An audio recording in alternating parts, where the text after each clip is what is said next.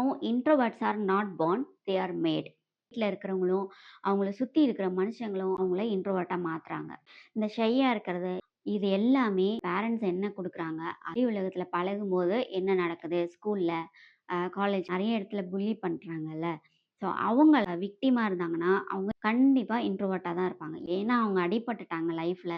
So அதனால யார் மேலயும் அவங்களுக்கு ட்ரஸ்ட் இல்ல. அவங்க நல்லா அப்சர்வ் பண்ணுவாங்க. அவங்க இன்ட்ரோவர்ட்டா இருக்குங்கிறது தெரியாமலே நெறைய இன்ட்ரோவர்ட்ஸ் இருக்காங்க. ஐ அம் அன்ஃபிட். அந்த இடத்துல ஏன் எனக்கு அது தோணல? நான் அங்க தோணியிருந்தா சொல்லியிருப்பேன்.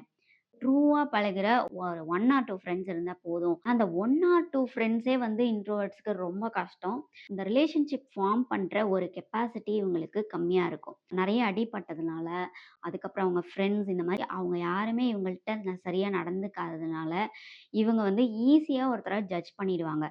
இப்படி இருந்தா இவங்க கண்டிப்பா இப்படி இருப்பாங்க அப்படின்னு அவங்களுக்கு மைண்ட்ல ஜட்ஜ்மெண்ட் வந்துரும். கரெக்ட்டாவும் இருக்கும். ஸோ எக்ஸ்ட்ரோவர்ட்ஸ் போய் பழகிடுவாங்க.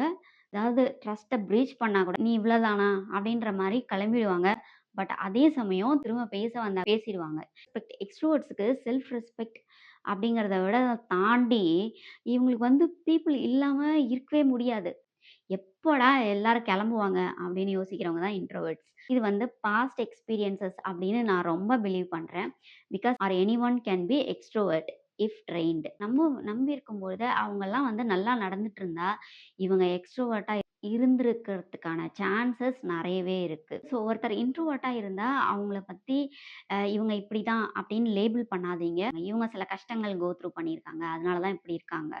அப்படின்னு புரிஞ்சுட்டு, அவங்க போட்டிருக்கிற அந்த லைன தாண்டி போய் அவங்கள்ட்ட கைண்டா நடந்துக்கோங்க. எதையுமே நம்புற மாரி பண்ணிட்டு, அப்புறம் அவங்க நம்பிக்கைய உடைக்கிற மாரி பண்ணாதீங்க.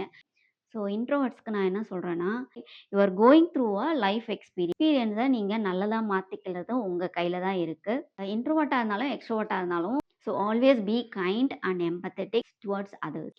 இதே மாதிரி ஒரு ஓப்பன் டாக் பதிவுல உங்கள பார்க்குறேன். அதுவரைக்கும் பாய்.